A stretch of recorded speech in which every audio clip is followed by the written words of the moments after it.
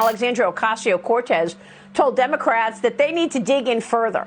They need to go further in left if they stand a chance in the midterms. She told New York Magazine, quote, "We need to acknowledge that this is not just about middle of the road. This is really about the collapse of support among young people, among the Democrat base." Democrats are in trouble, and that's what she said in that interview. The left is not happy. That means they may not show up come November. The moderates are scared they're going to lose their elections in Congress. So this is a real problem. The enthusiasm gap between Republicans and Democrats is depending on the poll, almost all polls have double-digit leads for Republicans. So overall, the way things are going right now, long way to go, but Democrats they're not united, and they don't have a lot to point to legislatively, even though they control everything.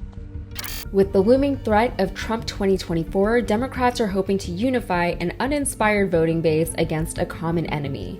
But will it work? I'm Yasmin Khan with Rebel HQ, and with short attention spans plaguing the American people, the Democrats are hoping that recent allegations coming out against top Trump officials are going to give people the needed push to reinvigorate a constituency that honestly has been disappointed by its party time and time again.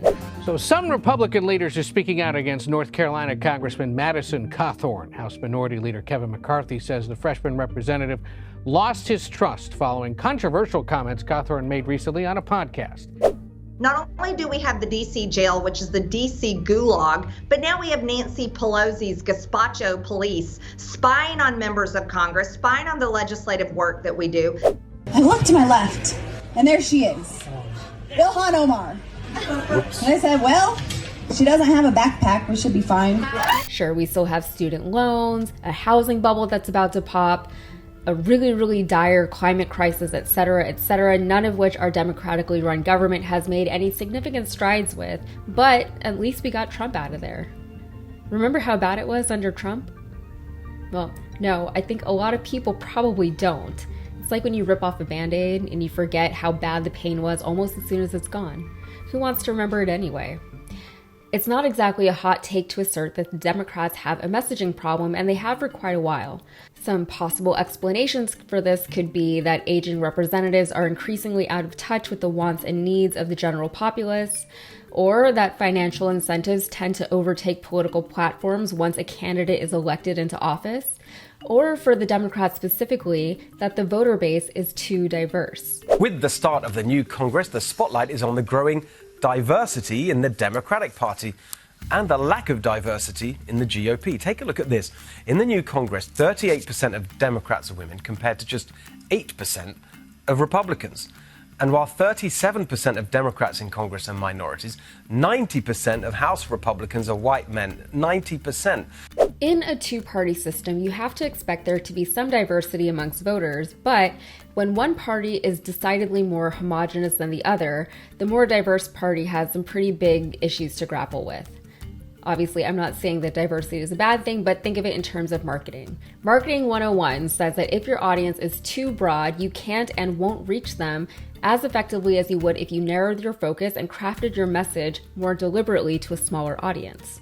The Republicans, I've always said, are nothing if not consistent when it comes to their messaging, for better or for worse. They have the benefit of a smaller and more narrow audience. To that end, elected officials don't seem to care what the message is, they'll repeat it anyway.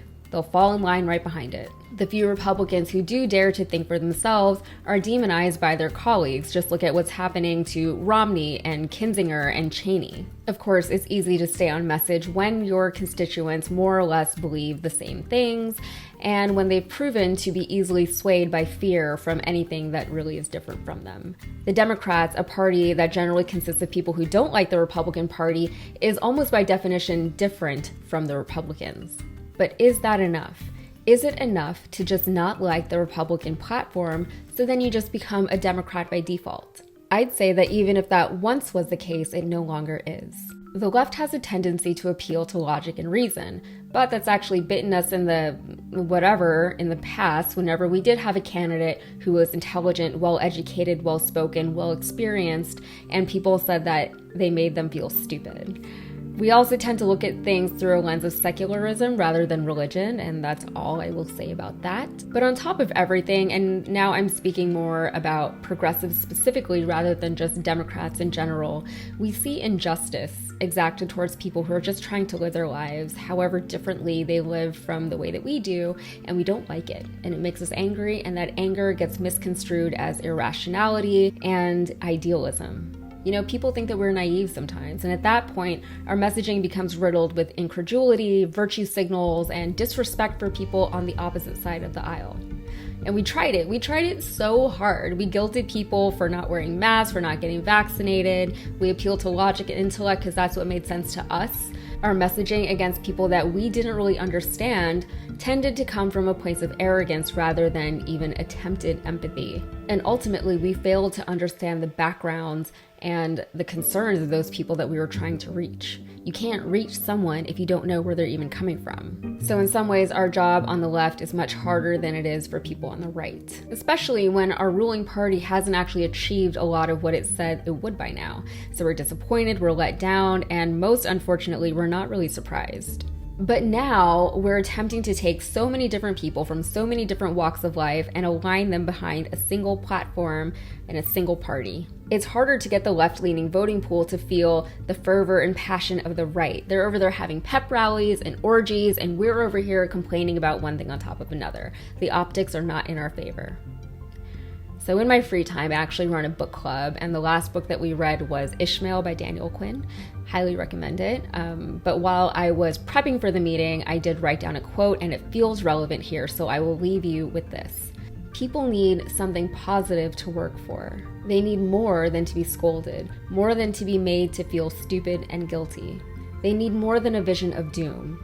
They need a vision of the world and themselves that inspires them.